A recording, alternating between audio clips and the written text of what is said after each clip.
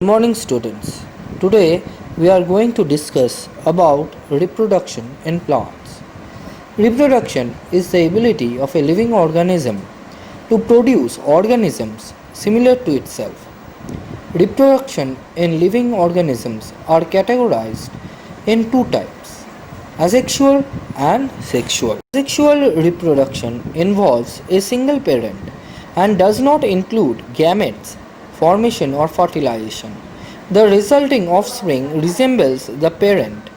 This type of reproduction is found both in lower plants like bacteria, algae, and fungi, and in developed plants like onion, ginger, and potato. Sexual reproduction involves two parents of opposite sexes. Their fusion results in the production of gametes that fertilize to produce young ones. Flowers are the reproductive part of plants. They have structures functioning as the male and the female. In this module, we are going to discuss about the various modes of asexual reproduction. Asexual reproduction is quite common in lower organisms like bacteria and in plants. There are different methods of asexual reproduction. In binary fission, the nucleus of the parent cell splits into two, forming two daughter nuclei of equal size. After nuclear division, the parent cell divides into two cells. In multiple fission, organisms like Chlorella, Chlamydomonas divide into four daughter cells. Such type of a division is called multiple fission. Organisms like yeast reproduce by budding. In this mode of reproduction, an outgrowth called a bud emerges from the body of the parent. The bud detaches on maturity to live as an independent organism. In fragmentation, the organism breaks into fragments and each fragment grows into an individual. Plants like ferns reproduce asexually through spores. These spores are formed in spore sacs. On ripening, these spore sacs burst open and spores are released into the air and give rise to a new plant. Vegetative propagation is a type of asexual reproduction in which new plants are produced by the vegetative parts like stem, root, or leaf of the parent plant. Vegetative propagation is of two types: natural vegetative propagation and artificial vegetative propagation. Natural vegetative propagation takes place through underground stems such as tuber, rhizome, corm, and bulb, and by subaerial stems such as runners in grass, stolon, sucker, and offset. Potato is an underground stem and is called a tuber. A potato tuber has eyes or buds, each of which develop into a new plant.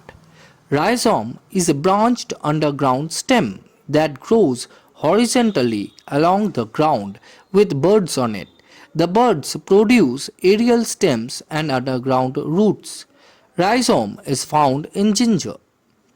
A bulb is a short vertical stem and is surrounded by scale leaves containing food, for example, onion. The terminal buds present inside the condensed disc of the bulb give rise to new green aerial shoot. Plants like Bryophyllum propagate through leaves by forming new leaflets on the notches of the leaf. These leaflets detach from the main leaf to produce new plants. A corm is a thickened round stem found in gladiolus. Roots are developed from the base of the corm. Vegetative propagation methods adapted by human beings to obtain a good yield are known as artificial vegetative propagation. Artificial vegetative propagation methods are varied and include cutting, tissue culture, grafting, and layering. In cutting, a part of the stem with buds on it is cut and planted in the moist soil. After a few days, the bud grow into new plants as roots develop on the lower ends of the stems. This method is used for growing rose, bougainvillea, etc.